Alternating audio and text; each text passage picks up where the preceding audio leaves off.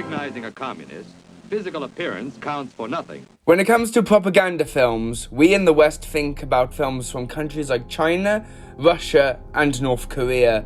But it isn't only those countries that do this.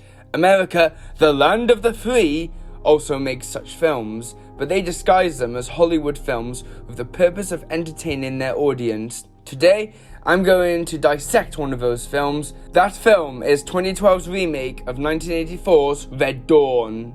When looking at this film, it's clear that nothing was learned from the original. The 2012 remake of Red Dawn revolves around a US Marine veteran and his brother who both escape into the woods when their city is invaded by North Korea.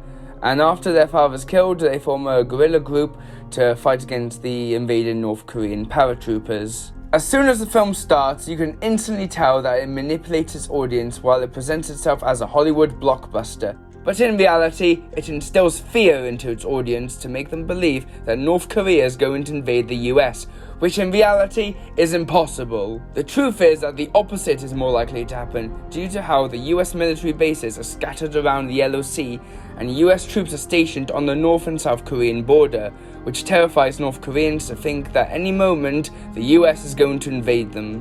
When it comes to the main characters of the film, the Wolverines, I feel as though they represent the US military, as Jed Eckard and the rest of the Wolverines are represented as the heroes who are going to save America, which represents how the US preaches how their military are going to attack other countries to, quote, bring democracy, when these invasions and wars are actually just used to benefit the American economy, whilst completely destroying the economies of those being invaded. This also ties into the idea that it is honourable to fight and die for your country, which in a sense is honourable, but depends on who you're fighting for, as when it comes to America, the soldiers are sent to wars to fight for the rich and the government, which to me is upsetting because they've been lied to by the media and the government. Here's an example from a US soldier who served in Iraq what really goes on when the US interferes in other countries' businesses. So it's been 3 years since WikiLeaks released a graphic video dubbed the Collateral Murder, showing US helicopters slaying over a dozen Iraqi civilians. The incident shocked the world and also left a mark on many American soldiers who witnessed the massacre. And one of them has exclusively spoken to RT. Revisiting the tragic day, he says, destroyed his life. More that keep walking by, and one of them has a weapon. It was the video that put WikiLeaks on the map, turned the tide of war in Iraq, and landed Private First Class Bradley Manning in military detention.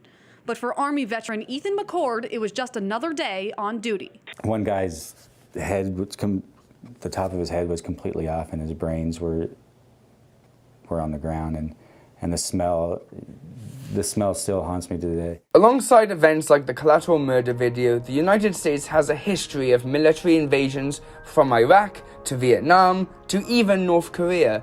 In fact, during the Korean War, the US dropped more bombs than the amount they dropped in Europe during World War II.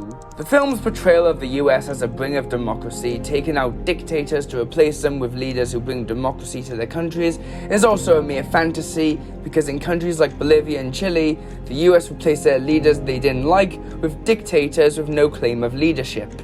In Chile, for instance, the US supported a coup against democratically elected socialist Salvador Allende, led by the country's army general Augusto Pinochet, who was a brutal dictator that ruled Chile with an iron fist.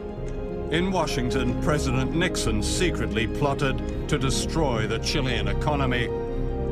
We're gonna make the economy scream, said Nixon. In conclusion, Red Dawn stands as another example of a hypocritical projection by the US, a US propaganda deception used to stir hate against a country that America doesn't like and instill fear in its audience.